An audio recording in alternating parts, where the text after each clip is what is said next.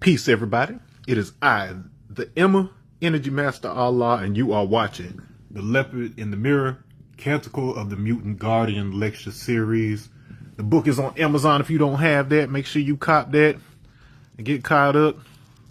It's the second season. It's the second half of the book, man.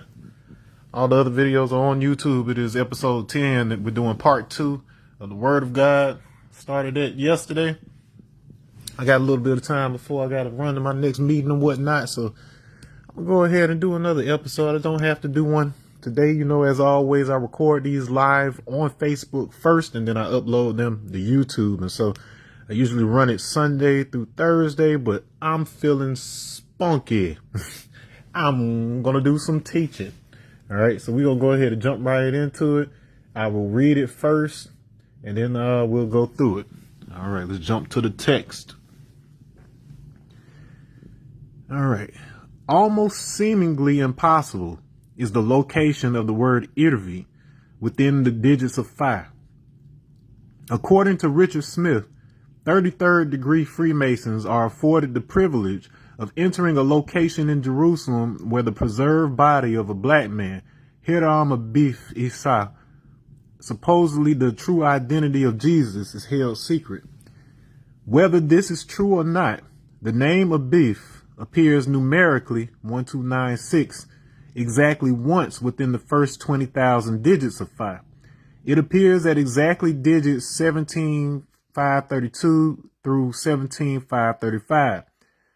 The 17,533rd digit lands on the B in the Abif and gives us the phrase age 33, 175, 33. The age of Jesus at the crucifixion. This appearing relative to the 2 suggests that Ab 1-2 should be instead treated as an L, so a 12. This transforms a beef into leif, a Proto-Germanic spelling of life that also means body. Coming from Libana, meaning to remain, the 12 digits that begin here create the line life Irvi O, with Egyptian O meaning area, which comes from either to burn, fire, or to plow. This can thus be interpreted as body, red, brown, burnt, and plowed, a description of Ethiopian Cushite with Ichi marks.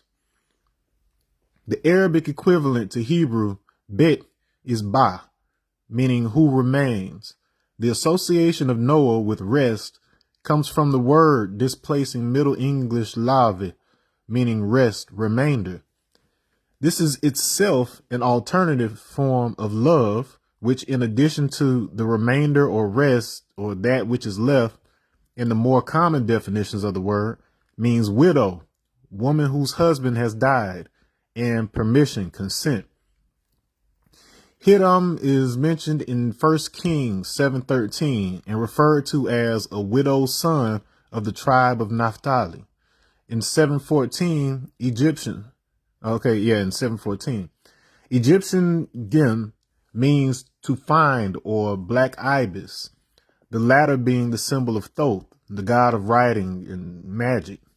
While Thoth is associated with the building of the Great Pyramid, which brings attention to 585 BCE as a symbol of 5 to 8 to 5. Hiram is known as the architect, master builder of the Temple of Solomon in 950 BCE rather than 586 BCE.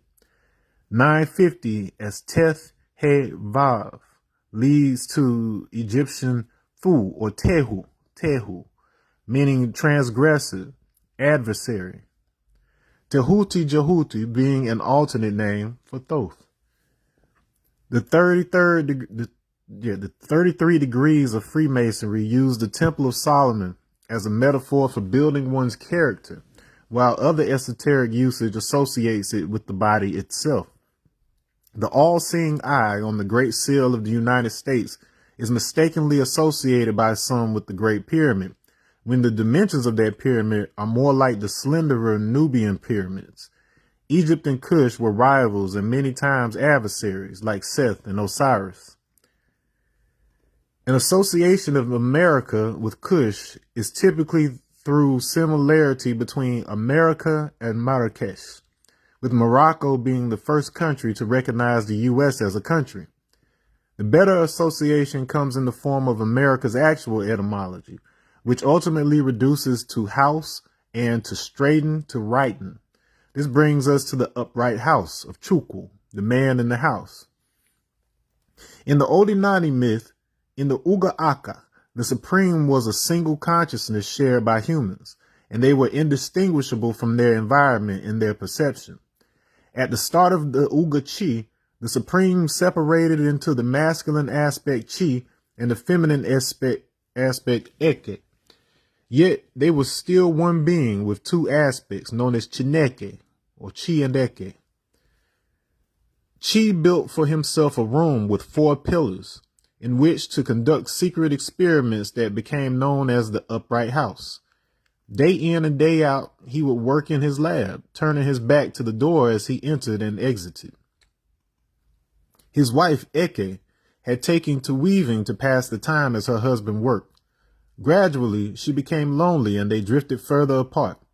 One day, while Chi was away, Eke decided to peek into the upright house to see what her husband had been up to all this time. The second she turned the knob, there was a terrible explosion and she was killed. When Chi turned and saw what became of his wife, he cried over her body and buried her, then locked himself away in the upright house, never to emerge again. Chi's tears became the source water that resurrected Eke as Allah, the earth. From her emerged the sun, moon, and everything in the universe. Eke is seen as being a cosmic serpent, and Allah's messenger on earth is a serpent similarly named Eke. The serpent-like reflection that appears in the man in the house glyph appears to indicate the Syrian image captures the Igbo myth while also telling the story of the cosmic structure. Chi in his upright house is the dielectric ether, retracting into counter space. Eke Nechukwu is the magnetic projection of space, her explosion the discharge of Chi's potential as the Big Bang and roar of Rudra, and her pieces the plasma that consolidated into the earth and celestial bodies. The world is distinct from the earth. World is from Wer Eld, meaning age of man. This is a reference to Ugaazi in Igbo cosmology, and harkens back to the discovery of age 33 in the golden ratio.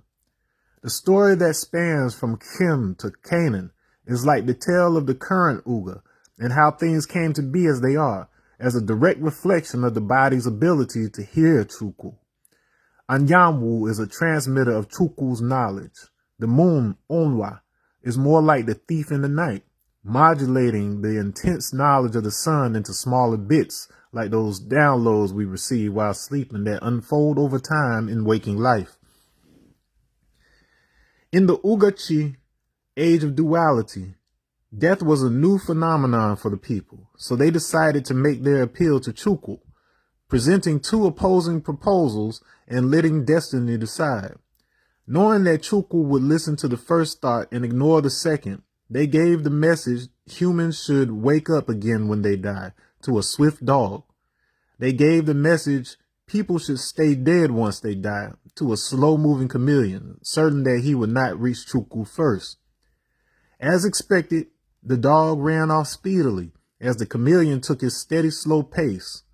Along the way, the dog became distracted by the smell of a woman cooking soup.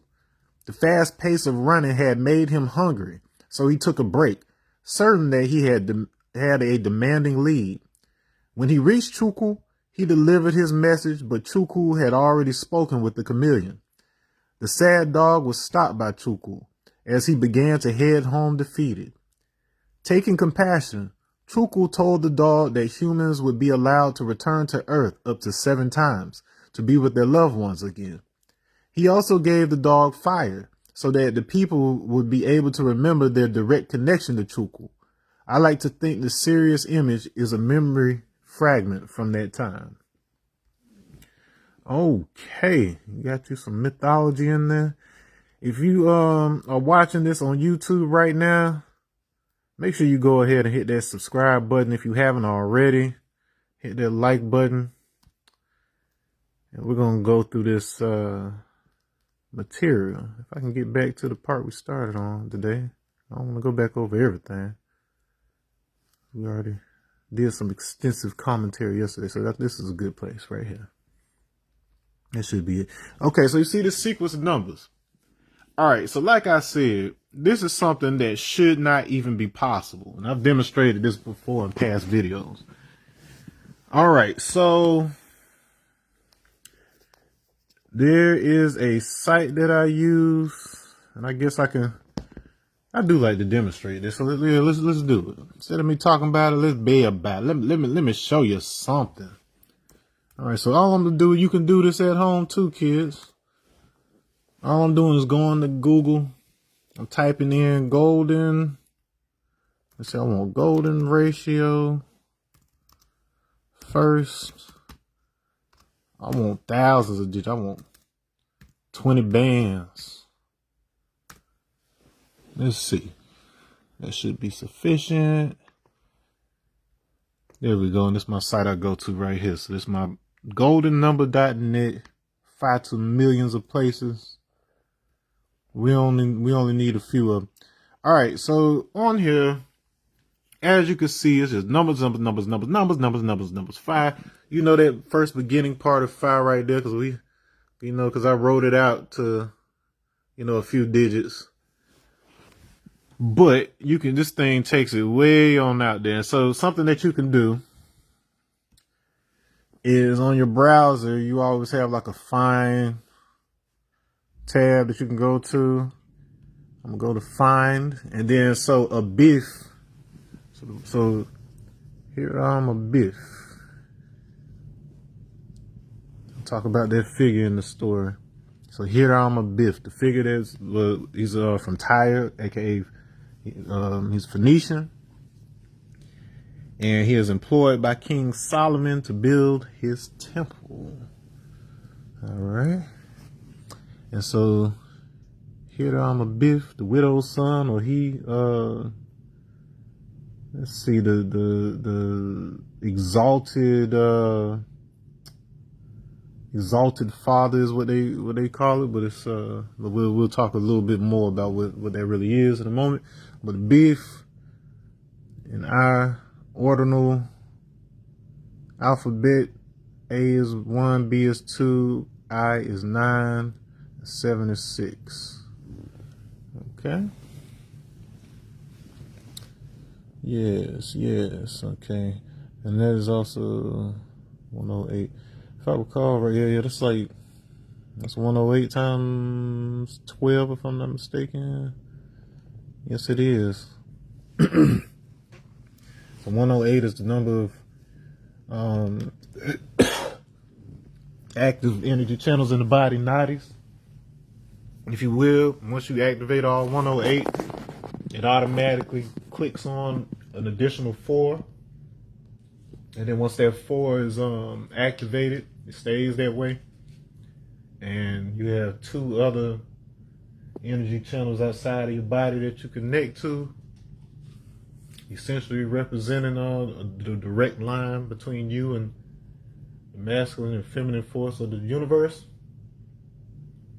And at that point, you are considered to be equivalent of Shiva himself on Earth. You activate your Christ being. The Christ is the logos. The logos is the logic of the universe. So you're basically just tapping in to the natural logic of the universe, giving you access to the information network of the universe. Anyways, so 12 times that, anytime you see 12, you know what's going down. All right, but anyways, so on this site with these numbers, like I said, I can go up here, I can start typing that in, 1, 2, and it'll tell me. So I got like 2. So let's look at, so I'm gonna show you how these numbers reduce. All right, so number 1, there's a ridiculous amount of those.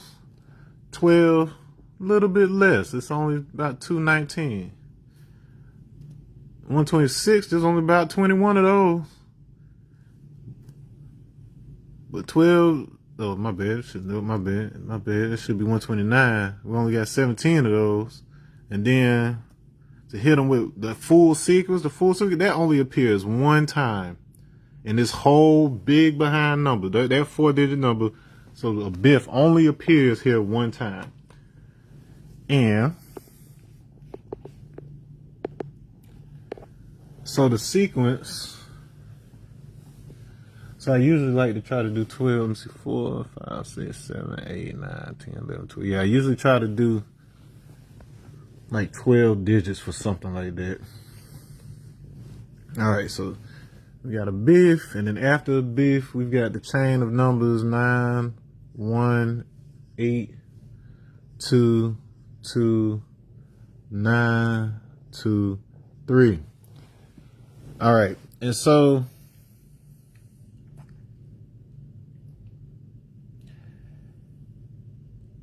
do I want to do that? I could. I don't know. We'll talk about the etymology on some stuff. But anyway, so we got a biff. All right, so like I was saying in the description, this number right here, so when we land on the 2, that is the 17,533rd digit of this number. Okay. And so that gives us the alphanumeric key age 33. So Jesus died at age 33, according to the story. All right. So, but you say to yourself, well, Emma, that's landing on the 2. That's not a biff. That's not landing there. Well, this right here can also be 12. So I got 26 alphabets to work with. So if I got consecutive, digits that's within that, that tells us this might not be AB. Maybe this is supposed to be L. And so as I demonstrated in the reading, the word, it gives you this word life or leaf, which it means life, a body, or to remain. Okay, and then I talk about how the name Noah is said is supposed to mean to remain, so it lingers. So I broke down earlier how Noah is the Nun Ak, so he's the light body, and then Ak so it's when the Ka and the Ba come together, and it allows you to be able to like manifest like how Jesus transfigured and would appear to people like after the crucifixion. All right, that's the Egyptian mythology. That's all Egyptian stuff. All right, and so after this life, we have I, 18 is R, 22 is V, 9 is I, 23, so that's one, so that's another word. So Irvi. Irvi means elk or moose, which we already established. I'm gonna start showing you some of this stuff, so I ain't just making it up. Right, so Irvi, ooh, that's a word.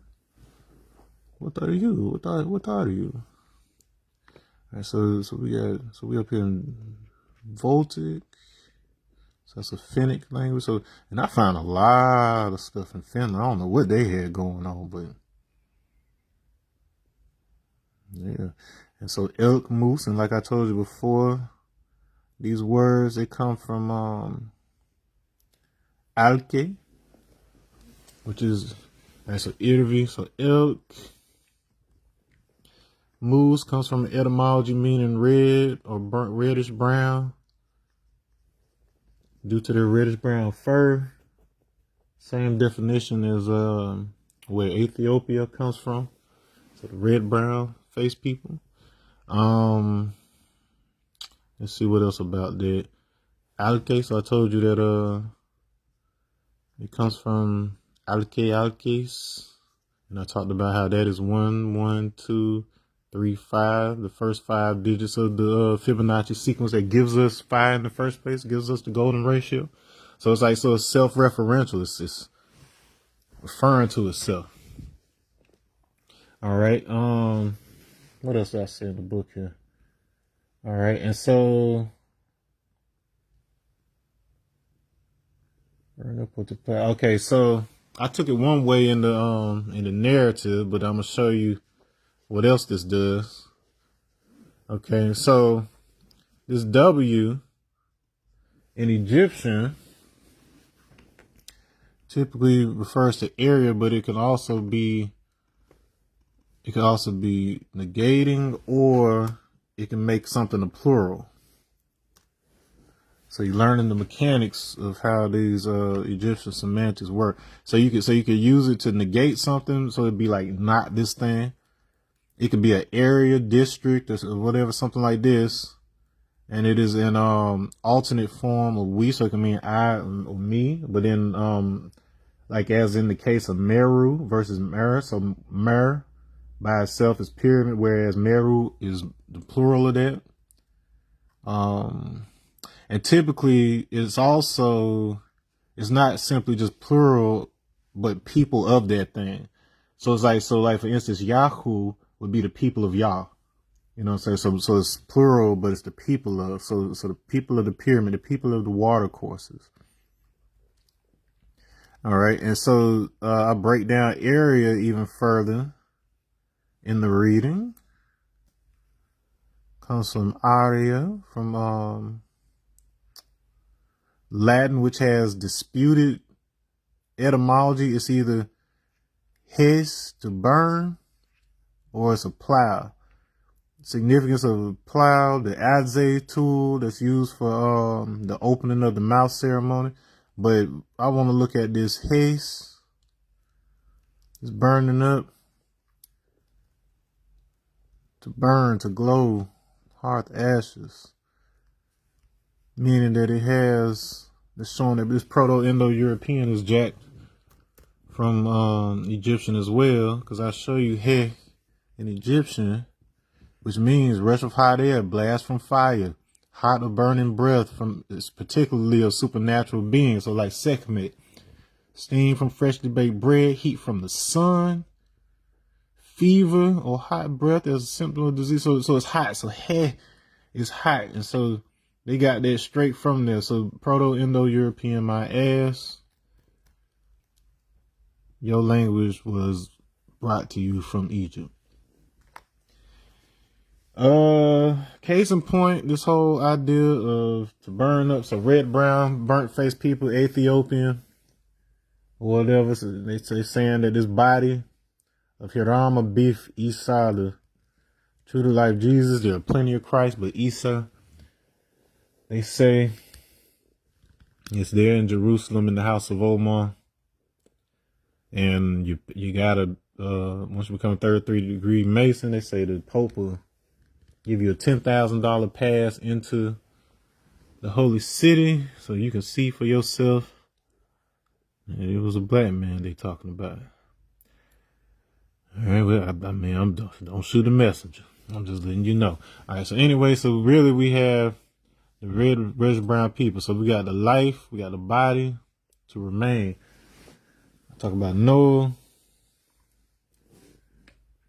And these red brown people, these alkies, telling you that is the marking of the Christ. All right. I talk about who remains. I don't get into this because I actually learned this after the fact. So I'll build on that. But something in addition to what I said in here where this rest remainder and all of this and the word that displaced rest in the English language, all this, it leads back to love, but it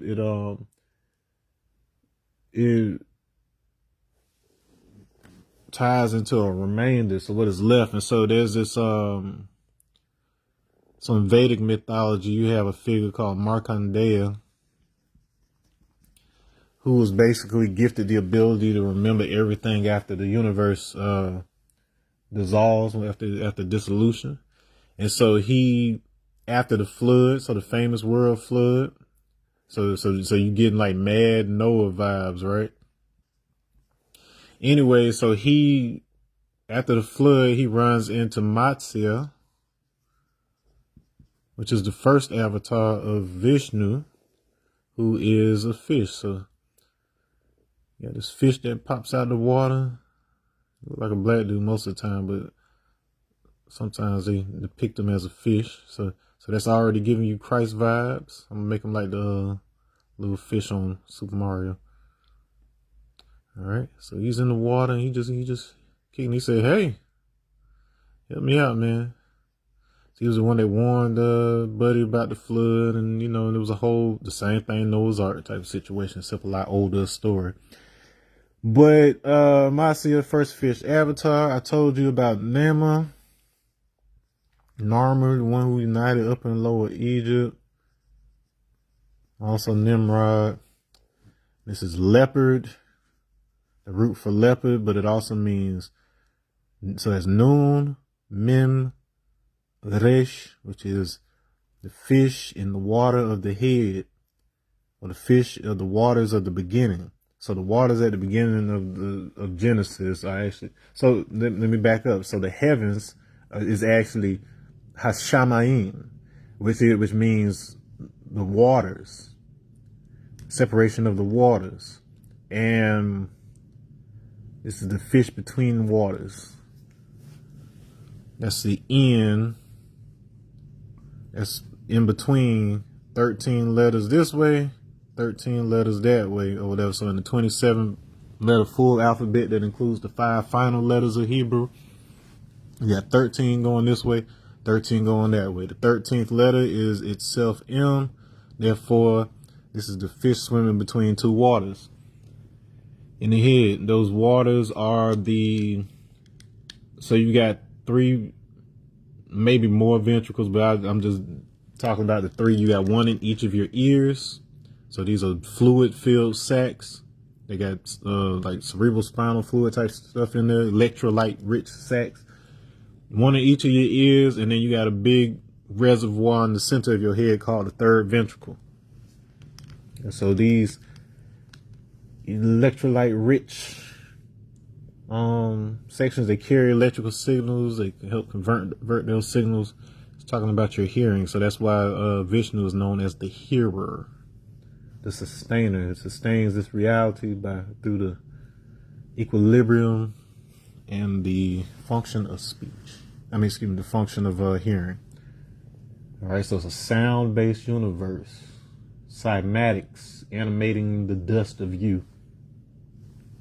All right, but anyways, Markandeya, he talks to Matsya after this flood, and then Vishnu basically pulls Markandeya into his belly. So you got some Jonah vibes in there too. And so while he is in there, he is shown everything about the universe. He learns everything about the universe while he's in there. And so, in other words, he's in the belly, which is the solar plexus region or navel.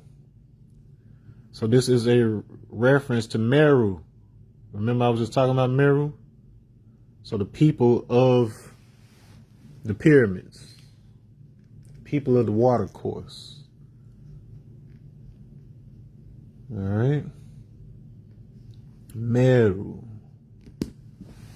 which is the likely source of more. Like the more you look at this, is like if you want to know who the Moors really were, I'm talking about way before 710 CE.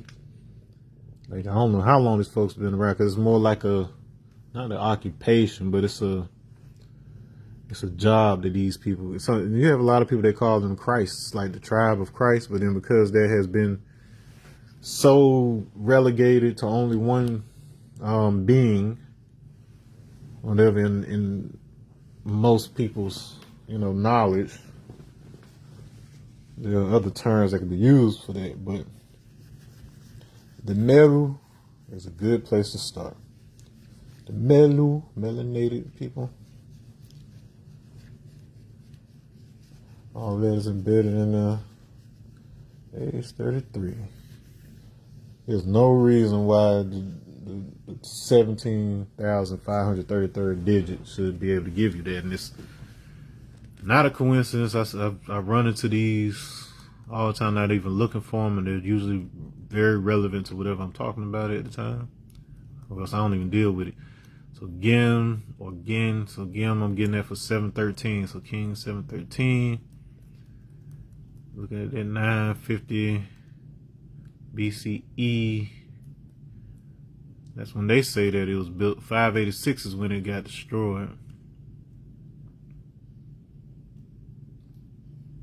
So I don't even know why I put that as rather than 586. That's just when it got destroyed. I'm curious. I want to know how many years passed between that. So from 950 to 586.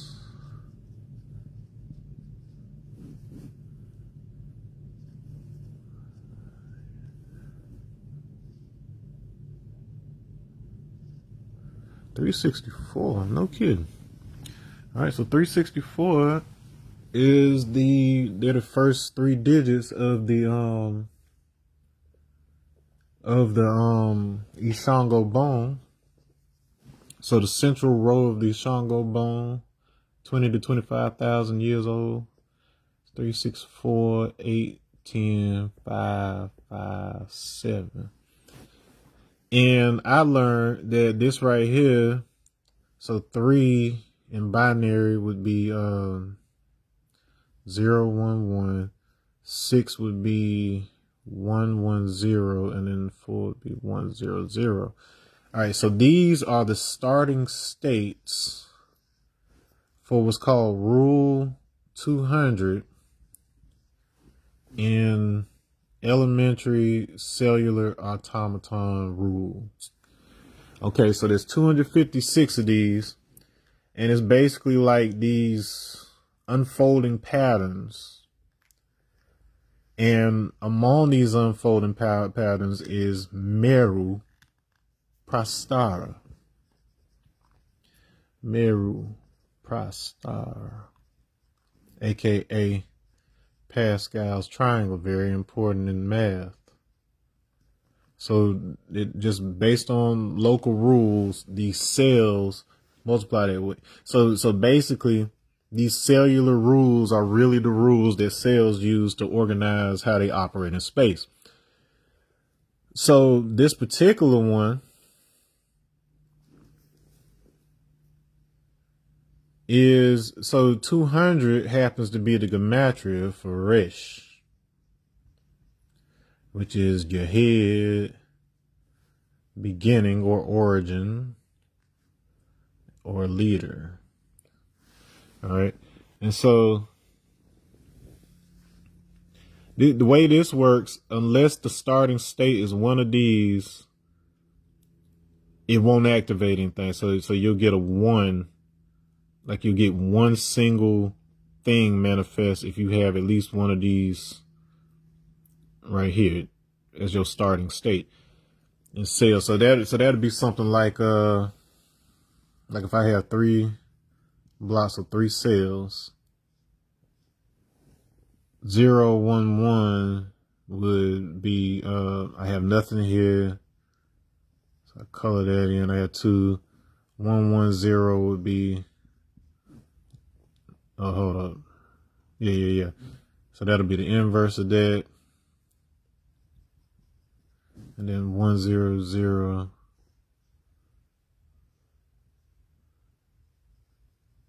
All right. Okay, so basically, if it's any one of these, the outcome is going to be, it's going to make another block in the middle. So it's building. So just like Hiram Abiff is supposed to be the master building Freemasonry. All right. Now, it's saying this in here, so that means each one of these will give you a 1. So this will give you a 1, this will give you a 1. Anything that's not one of these numbers right here is going to give you zeros all the way down. So this line is actually 1110 0000. So that's an 8-bit binary code.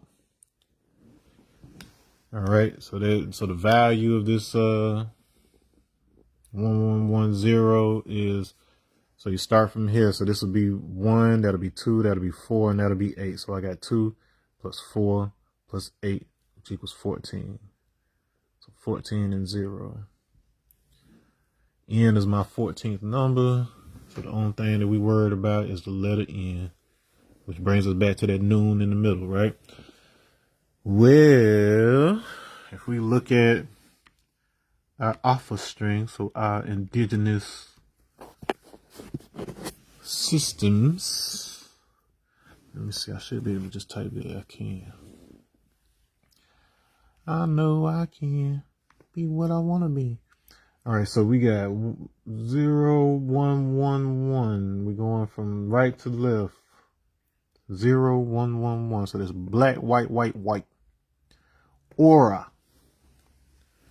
Okay. So black, white, white, white in the alpha chain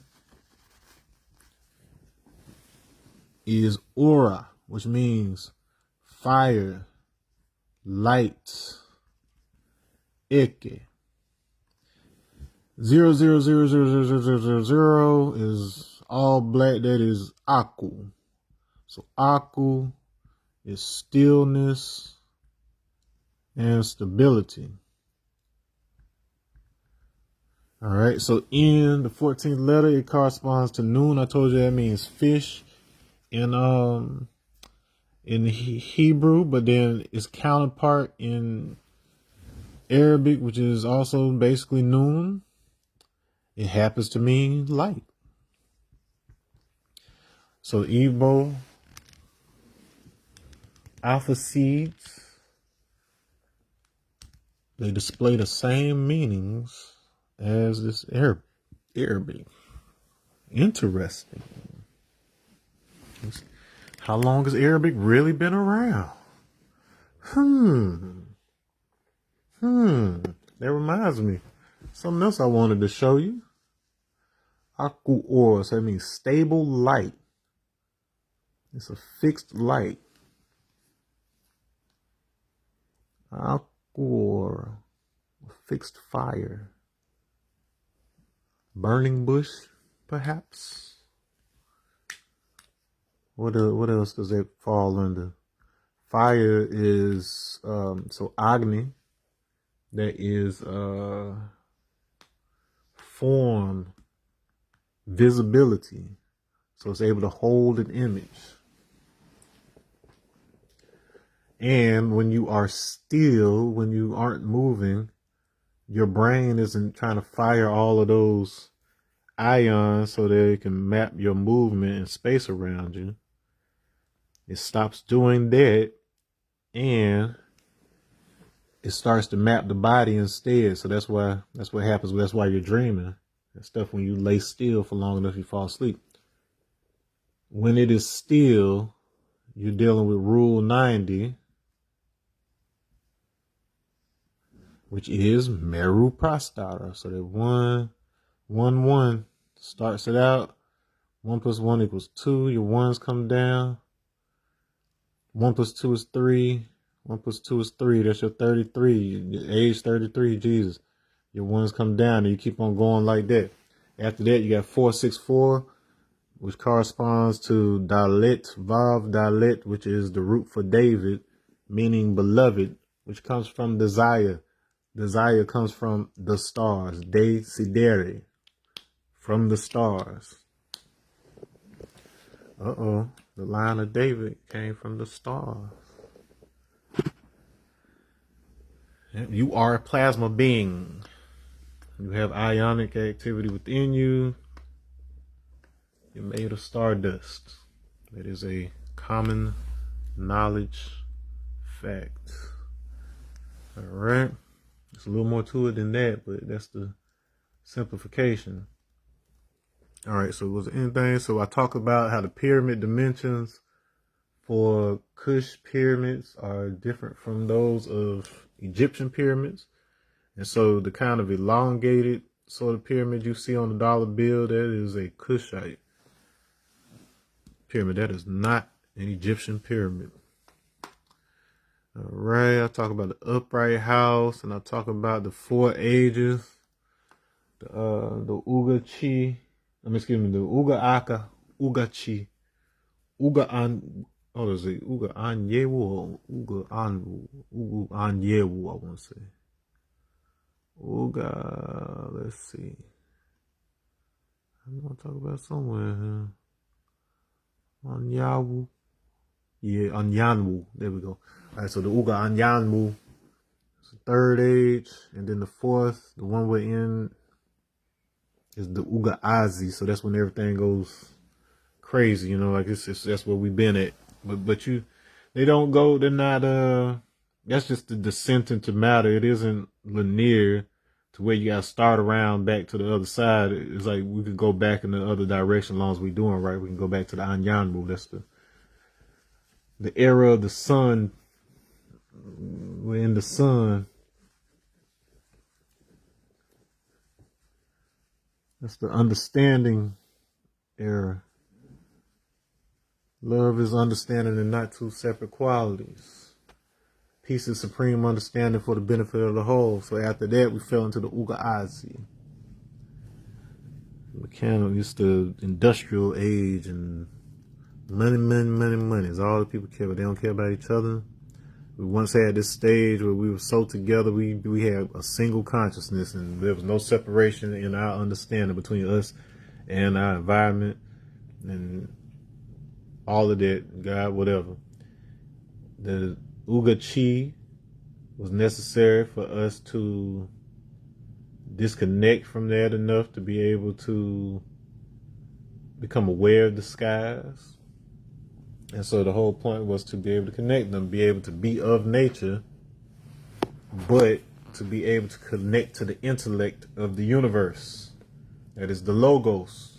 That is what Jesus represents. He is the Logos. He is the intellect of how things move through space. So this whole cellular automaton thing, how these cells move through space, is tied to that. And in fact, maybe I should pull up a video, because that's kind of hard to understand just from me describing it. It's probably best. Let's see. What's his name? Let's see. Is it Con? Let me see. Hold on. Game of Life. Yeah. Conway Game of Life. You can actually download that on your phone. You can download it as an app. But let me show you what Conway's Game of Life does. Let me see if they got it the way you can just watch it, or does it? So this is pretty interesting. Like you see, like you just set a rule and then you let that thing fly. And then you get to see how it evolves over time. Febreze Plug is first day fresh for 50 days. And available in over 30 fragrances. I gotta pay it. Writing a book is Is hard. not it. Knowing if it's good, even harder. Meet manuscript analysis. It gives actionable feedback. Yep. This is John Conway's Game of Life. The Game of Life consists of some squares in a space. They are the points in space, sometimes referred to as cells. And a point can be either on or off. Black is on, white is off. And you can also call it alive or dead. Now there's a simple rule that tells us whether or not cells stay alive or they die. And that's this. If a cell has if it has no neighbors that are alive, it dies. If it has just one neighbor that's alive, it'll die. So both of these will die. But if it has two neighbors that are alive, it'll stay alive. So look what happens to this cell. It's going to stay alive on the next moment of time. Of course, something else weird happened there, right? These two died, and these two became alive. They were born. Let's look at that again. This cell only has one live neighbor. It's going to die. Same here. It's going to die. So on the next generation, that one will die and that one will die. But there's a rule for birth, and the rule for birth is this. If a cell has exactly 3 live neighbors, it will be born. This cell has exactly 3 live neighbors, and so does that one. So these two will die, and that will be born. And you can see what's going to happen now. Keep on. By symmetry, it's just going to go back to a horizontal bar, and we have now just an oscillator. We're continuing here with Conway's game of life, and let's look at this pattern. We've got a square, we've got a square, we've got a square. Those are all on. These points or cells are on or alive. They're energized. So, this cell has 2 live neighbors. It's going to stay alive. This cell has 2 live neighbors. It'll stay alive. This cell, the same 2 live neighbors. It'll stay alive. And let's look at this one. That one has 3 live neighbors, so it's going to be born. And that's what happens. It's born. Now, this is a stable pattern, right? Each of these cells has 3 live neighbors. It's alive, and so it's going to stay alive. The surrounding cells don't have enough energy. They don't have enough life around them to be born. So this is just going to be a stable pattern. I'm actually stepping through time, but nothing happens. So that's an interesting pattern. Let's look at this pattern now. Hard to say what this one's going to do. But look what's going to happen. We need to use computers to figure this out. If we had to calculate this by hand, that would be a little rough. It's going to change. Now you can see it looks like it's rotated itself, right, horizontally or vertically. And the same again, you see a reappearance of a pattern. And look at that. That's just back to where it was, except it's back to the same pattern that it was, except it's shifted one to the right and one down. Oh, look at that. That's a glider. It glides. It moves. Let's look at the glider in a little bit more detail here. There it is. There's a glider that's ready to glide. So here, let's go. Let's step it through time a little bit. There's the next moment of time, the next moment of time, the next moment of time, the next moment of time. You can see it's moved. It's kind of walked. But what are we talking about when we say it? What is the glider? I mean, the cells aren't moving. The points in space don't move. The points in space remain the same. They remain in their same relations with each other. They don't move around. All that's moved is the pattern of qualities, right? The pattern of colors, black and white. And if you think of those as energy, then you've got a moving energy pattern. The glider is a kind of particle, but it's an energetic particle. It's like a vortex moving through space. It's a pattern of energy that moves through space. And because of its regularity, because of its invariance, because of the way its shapes repeat every 4th cycle, it seems to have its own independent existence. Now, some might say that the glider is a thing which emerges from space. Others might just say that the glider is a thing which supervenes on space. Perhaps it's a whole composed of properties or qualities. Or perhaps it's some sort of system or pattern of energy, to use that terminology again. Let's watch it just to see that it's the pattern of energy that's moving. Cells aren't moving. There seems to be a distinctive layer of reality, a second layer of reality on top of space. And here it is.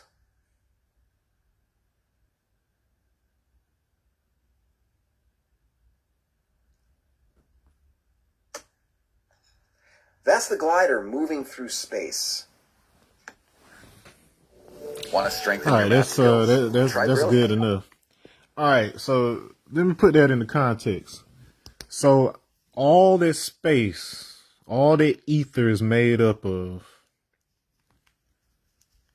well, the quality of it is sound, but what sound is just a binary operation. So you've got an X and a Y axis, and relative to that X axis, you've got forward momentum of electric discharge in a particular direction. And then whenever you have electric discharge in a particular direction, it has a perpendicular magnetic field oscillating around it. You know what else does that? Meru Prostara.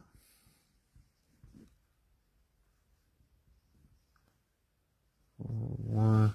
I can keep going. But you know how it does it? I want at least 5 of these. 1, 5, 10, 10, 5, 1. 1 plus 1, that's 2. 1 plus 2 equals 3. 1 plus 3 plus 1 equals 5. Where do you recognize that? Have you seen that before? Yes, you do. Alky. Remember, that was at 1, 1, 2, 3, 5. And it keeps on going. So I'm going to get 1, 4, 3 is going to give me my 8 and so on and so forth. So it's going to keep on doing the Fibonacci sequence. So it's doing a step. That's what these cells are doing. It's doing exactly that. So the same pattern that your bodies, cellular bodies like plants, just all sorts of stuff. That's the pattern that it uses to multiply. So you see how this is wrapping around it? That's like a field. Down the center of this, you have symmetry. So whatever's on this side is on this side. 3 or 3, 4 and 4, 10 and 10 is a mirror image. So this is breaking that symmetry. Rule 90 breaks symmetry. If I didn't break, so no, excuse me. 90 is itself symmetry, and you need something to break that symmetry up. All right, and so I can have 90 and 90, and I just have 2 of these, and they'd be static, they'd be still. But if I bring in rule 20, the palm, so now it has chirality, so this becomes rule 110. Rule 110 is what does all the computing in your body. I kid you not. It basically, like, the way it works is that because it's got like different speeds that things are happening, like it can do all kind of, it's what they call Turing complete.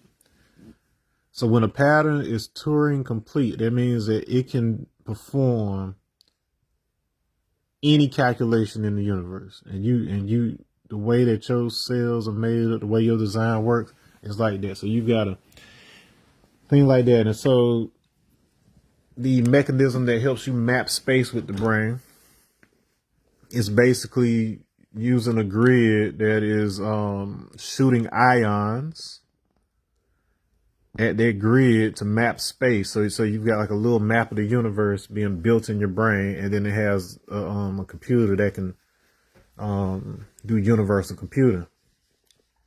And so it could use that in order to decide like how long cells live, what kind of structure cells build, all of that. So you're not a computer. Computers are a imitation of you. If that makes sense to you. Sufficient for me is Allah. Was it Hasbi? Hasiba Allahu. Asibia Allahu. If I remember right. Or whatever that word actually means. Allah is my computer. The God is my computer. That which is invoked is my computer. Sounds. Akash. Word. The word is my computer. That's the logos, the logic. That is what this stuff is telling you. All right. And so remember, my beef was actually life. So the life and the body. It's telling you it's the game of life. Conway's game of life. cellular automata. The same dude, so Alan Turing, he was studying this stuff, ECA rule. Well, Wolfram was the one that labeled it ECA rules, but he was interested in machine intelligence and computers and stuff, and so he's called the father of modern computing. He was also into reaction diffusion patterns. So he understood why the leopard has spots and why you have black marks on some parts of your hand but not others, and you got it distributed around your body. He understood that our body was doing computing to do that. It was basically doing the same thing. There's another layer of reality, like they said, and it is a chemical reality. Most of our understanding of the universe is an electronic type of situation, but you also got ionic. So you got atomic and ionic for the most part. So you got atoms, they are neutral. Ions, they either have a positive or a negative charge. So that means they are either on or they are off. The whole universe is binary. So that's what I'm saying. You have binary charges in the universe. So it's basically playing Conway's game of life to organize space. And so that's what ether actually is. So ether is binary. The computer experiences space based on where there are zeros and where they are not. All right. You just have a different version of that. I told about the whole myth here about why people die, who reached Chuku first. I'll let you decipher what that means. It's based on the mythology that I've given you. You should be able to figure out the stuff is. But remember, fire is a plasma. Plasma is basically high energy form of what your ionic body is doing. That is your chemical body. In the law of one, Ra calls your chemical body your red body. So your elk body is your red body, associated with your root chakra. We established that the root is associated with Lower Egypt, which is where the pyramid is.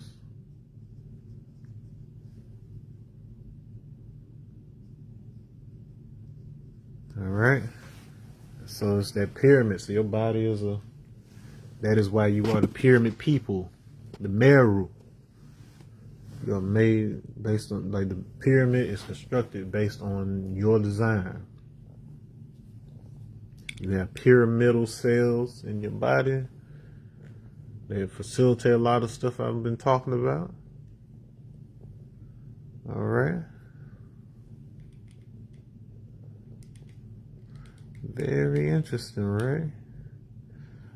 So they done known some stuff. That Pascal guy, he was also studying flow dynamics. So when you bring concepts of plasma and fluid dynamics into the fold, and you understand this as well, you understand that you are a star. Not a celebrity, an actual freaking star. You're just a compressed star that moves on this particular type of plane. All right. Was there anything else that you needed to know on top of that? I think that is sufficient. You figured out a little bit about how you are computer. The other thing I guess I was going to show you. Oh, yeah, I did do that. So that 110 and 90. Okay. Oh, yeah, that was the thing I was talking about earlier. All right, so that IRV. So IRV versus its reverse, which is Ivry. Ivry you may be somewhat familiar with. Comes from Ayin Big Rish Eber. That's the ancestor of all Jews. That's where we get Abraham from. It means to cross over, to cross or pass over. All right. All right. Why is that significant? Because if you reverse that, you do the opposite.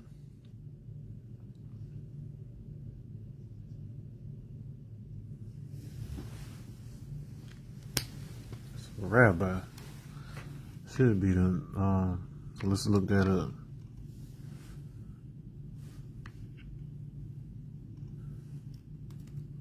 Google. You want the R dash B dash, and you can do, so for A and E, you would want to do a apostrophe like that. So we'll say that, and we'll say Semitic root, because it could be Hebrew, it could be Arabic. Semitic root, meaning, go to AI mode, let's see what it says. So it means four-sided, square, lying down flat. Four-sided, square, flat. 2D. Cellular automaton rules, boxes. What are we talking about here? It involves the cardinal number 4, arba, and the concept of squaring an object or making it four-cornered. Rabba also parallels rabas, meaning to lie down, stretch out. So this person that is supposedly dead or stretched out body is actually talking about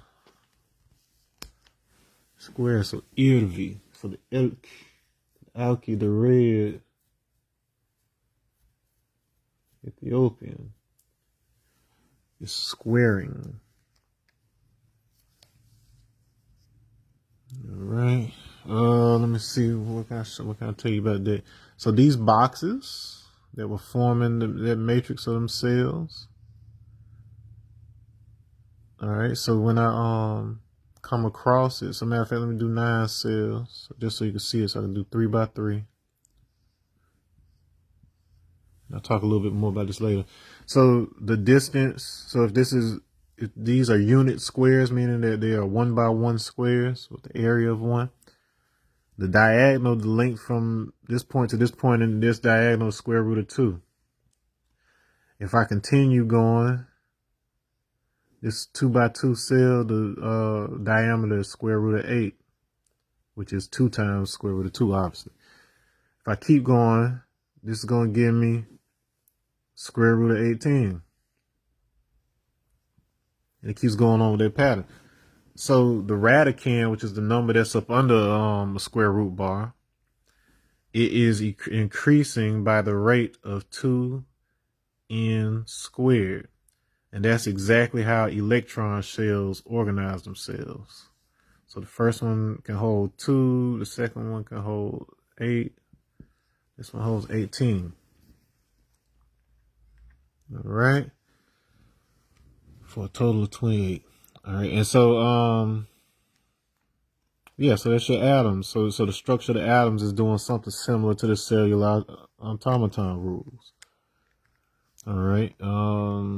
Anything else I want to say about that right now?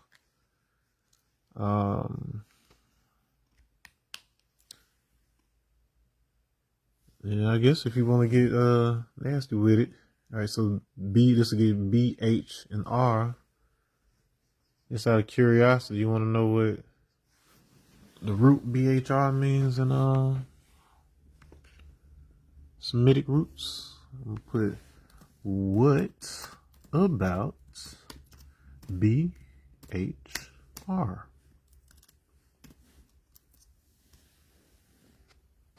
What do you mean? To examine, to choose, or the see. Choose or select, and the see. Okay, so that's the Arabic. So in Hebrew context, Man, that's big. All right, so the electron field is the field. It's the probability field. So that's how all electrons are organized based on probability, where they probably are. What has the highest likelihood of actually occurring, right? And so the probability field is a field of choice, freedom of motion. All right, and so and that's the Hebrew context. But on the Arabic side of things, it is sea, a large body of water.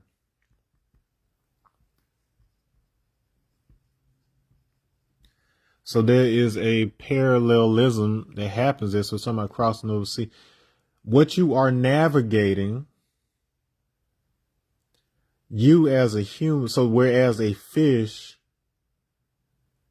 navigates the sea, you as a human navigate choices. And that's what gives you your free will. Okay, so we are associated with fire versus animation. But they associate the Moors with being actual sailors, because if you can navigate your choices, you can navigate the world. And so if you understand the probability field, like they told you it was just some old pagan jungle mess that stuff like Ifa and Alpha, but the fact of the matter is it was highly advanced binary computing. The entire Hebrew faith and everything that came after is based on binary computing. They had the oracle that only the priests could use, which was called Umim and Thummim. The Limba tribe were of the tribe of Levi. Levi blended into Judah, along with Dan and 6 other tribes. So it was all the same folks. Ezra came back from Babylon and imposed laws of only being able to marry Jews. So all the people who had foreign wives and mixed children and whatever else, they made them get rid of them. They told them to cast them out, and the people who chose not to abandon their families largely migrated into Africa, or they became Samaritans in the north. And the Samaritans, they only deal with the actual Torah, only the first 5 books. And then, as I've demonstrated, I could get you right just using the first letter. And if that's not enough, I can hit it with the first word. But the point is, the actual Torah is what was generated using these rules.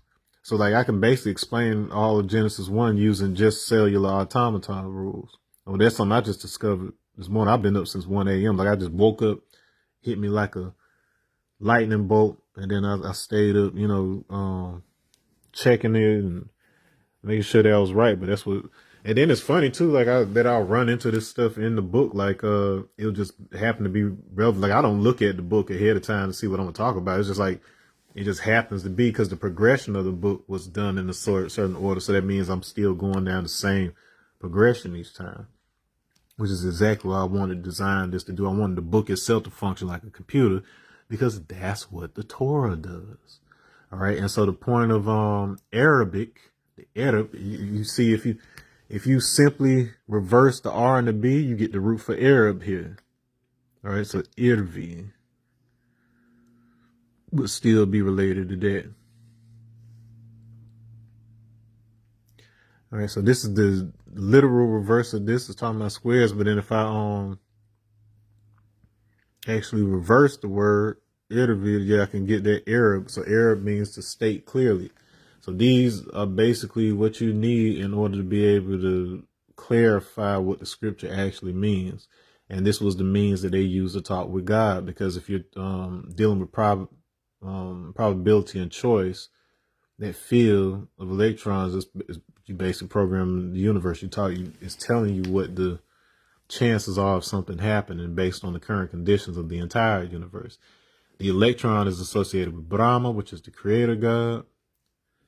And in Hindu lore or whatever. So the creator aspect, the supreme has all three. You are all three: creator, sustainer, and the destroyer, so that something new can be built. So the resurrector, you are all of them, but different aspects of you handle those parts at different times. Okay,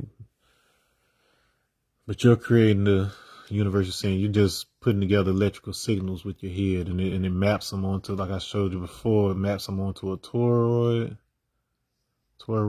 canvas. Is how the cells map themselves, and they stack them like those little flat circular cells. And so it's partially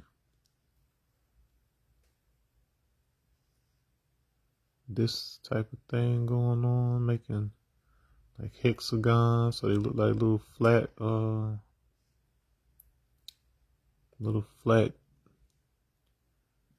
cubes, if you will. So you got that going on.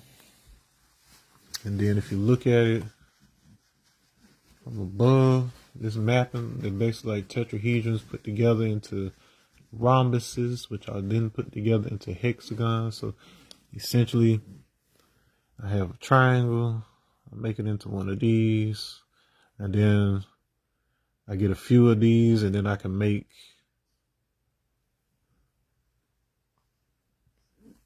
double one of these, like I'm building a honeycomb. So that's why Lower Egypt is associated with a bee, like a honeybee. Because this is associated with that Rule 110 I was talking about, mapping space. And you basically create one of these out of these. They're 3D, and then when you flatten it, you're essentially doing this right here. So I intersect my center. I have my center right here.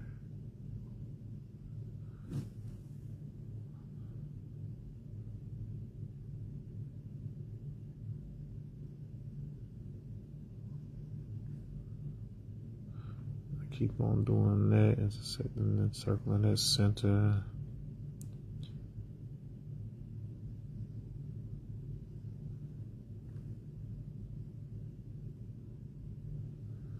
All right, and it keeps on building out. So that's the flower of life. I did it extra wrong, but it makes like that little flower in the middle, like that. And then you can trace a Star of David onto that. It's Agu. That's your connection.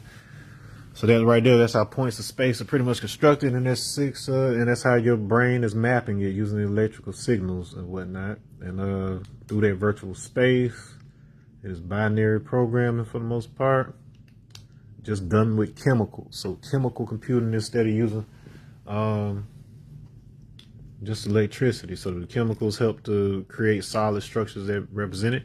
That is a crystal when you do that, when you have a repeating structure. So Rule 110 is the same repeating structure over and over. I want to say, was it that 1110, 1110, whatever. It's that over and over, and when you have that repeating sequence, it's crystal, and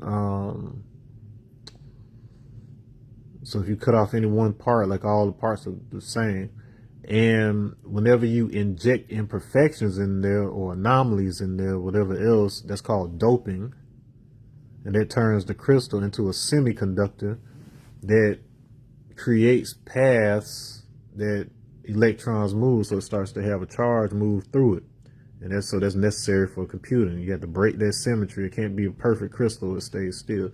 If you add some imperfections to it, it starts flowing. A current can start flowing through it, and it can produce light. So noon, fish swimming through that sea. The sea is choice. It's swimming through the sea of probabilities. That's what that means. So the NMR is the fish in the water of the head. The light Lord, it's Light King Lord. So the Light King Lord is the fish in the water of the head, or in the beginning. All right. That's where all of that stuff comes from. That's enough for y'all. I got to get ready to go somewhere anyway. But I hope y'all starting to see how this stuff works. Like I get to get into some more science with this. I get to confirm stuff that NOY 5%, all the black stuff has been saying. Everybody has their system for presenting, but I'm trying to give you the math so it's undeniable. So there is no interpretation. That's how we used to do it before. Like before the first temple got destroyed in 586, then we did it that way. And so that's what all the African divination systems were doing. The story of Adam and Eve, it wasn't a serpent, it was a nakash. That's the word that's used. That's a person that can do divination. So essentially what happened was you had the priests of the Bantu tribe, like the Limba and different folks like that. They went into the forest, and you have pygmies there. So pygmies, they're pretty much still, attuned to the forest, like animal nature type stuff. And so by introducing to them the math, the truth of how to communicate with God through the math, through the system, by putting the constraints on this probability field, by them showing them how to do that, they took their innocence. Their eyes weren't open to the world so they could enjoy themselves and just live ignorant and butt naked. But then once you tell people about bills and civilization and all that, they're on the hook. And that's pretty much what happened with Adam and Eve. So we had this, they say we put a package together to present to everybody in 6004 BC. So we were the shepherd kings, if you will. And then and we taught the flocks by 4004 BCE. You had people who had been isolated in either cave areas or mountain regions. There's all these different places that they got separated during the Ice Age and stuff. And so they had gone a long time without knowing there were other people on the planet. So they were basically just by themselves and thought they were the first people or whatever else. And then all of a sudden you got these tall black folks show up, teaching math and all of this stuff. And that is what the Shango bone actually is. When you hear the stories of Adiyogi in year 1 of the Asiatic calendar, that is Shango. Shango is he's associated with fire and Agni. Agni is the first ever thing that's referred to with the name Shiva or Siva or Piva. Like you get C and P, they start interchanging in Celtic and stuff. So all those languages are tied together. And so it has to do with that fire. Shango is the fire when he's the exalted. So here I'm a Biff, the exalted life, the exalted body. When Shango died, when King Shango died, the 4th king of Oyo, when he died, he was infused with the cosmic power of Jakuta. Jakuta, I've talked about that already, about the throwing stones. So that is associated with the term Tsur Yeshawati. So, and this is why that's Hirama Biff is Jesus. Yeshuati and Ishango Bon. Isha plus Ngo, or hold on, how do they spell them? Sango, Sang Ngo. It's leopard. So like an ice leopard, a snow leopard, or it could be man leopard, leopard man. All right, and then Yeshua Yeshuati, rock of my salvation. Yeshua's name comes from salvation, cell, hell, all those come from the same thing. So life of cells, talking about their Conway's game of life. That's what we're talking about. Cell, hell, save, covered in this right here, that melanin, covered in melanin cells is what they're telling you. What else can I say about this? So Shango and Jakuta are the counterparts to Igbo Amadioha, which is the group spirit of man residing in the forehead of the sun. So the logic of the sun, which is the Yoa diagram. That's what unites us. So that's where the sun cross idea comes from. And then he is imbued with Igwe. which came to mean sky or heaven, which is basically ether, akash, but that comes from ingwe, which means leopard. And so the people who I studied and learned a lot of this from are called the Pangwe, otherwise known as the Fong. They are Bantus that for some reason speak Phoenician, Canaanite, Sur, so Sur Yeshuate. Sur Yeshuate means Phoenician Jesus. Hiram Abel. Isa. They got the body, y'all. It's one of us. Fong. I've shown in the past talk, I've shown the genetic markers. A lot of us, and kind of recently too, have this. The exact same year that the Fong and the Pygmies got together and really started pushing Buiti in Africa, where they used the iboga plant to connect with the ancestors. That was around the exact same time that Fard Muhammad came to Elijah Muhammad with the knowledge of self. So I ain't saying the two things are directly related, but it happened at the same time. Pangwe, the Fong people that I've shown you, and I will show this. I think I have it in the book. It should be. But if you draw Meru Prostata, Pascal's triangle, out to the line that totals 256 like the E for Odu, you get 5 numbers in the middle, which are 1, 2, 6, 20, 70, which is Aleph, which is transliterated as E, Bet, which is B, Vav, which comes out the O, 20 is Kaf, which gives you K, and then Ayin, which gives you A, Iboka. That's the Fong Bantu specifically. That's their spelling for Iboga, which is the plant that resets your central nervous system so that it is getting a feedback loop, so it is only reading your body's actual physical information, and it presents that information to you. So your brain pieces that together as actually sensing people. So because it is given genetic, since it's reflecting genetic information signals, you perceive that as actually interfacing with your ancestors in a dreamlike state that feels more real than even this world right here. So it is not a imagined world, but it is an imaginal world, meaning that you're getting real binary data, but your brain is translating it into what makes sense to your brain with your mind. And then I've experienced all of that in OBE. So now I understand. It was showing me like what the first cell looks like, and how the first land mass on the earth did the exact same thing. It showed me like how there's like a field, something like this up and above the planet or whatever, where the whole collective consciousness operates, and that's where you interface with your ancestors. But then you have this inside your head too. So it's like everything that's out there is inside you too. And then there's a collective experience that we have. That's the best way I can break all that down, y'all. That's enough. Y'all have a good weekend. This episode should be premiering on Monday. If you haven't already, like, subscribe, write a comment, share this with somebody if it helps to start clarifying stuff. Because that's what only reason I do this, to bring people together, because we've got to break down these stupid barriers that were put up by people who just want to be able to protect they made up versions of the story, when we had the whole story within our body the whole time.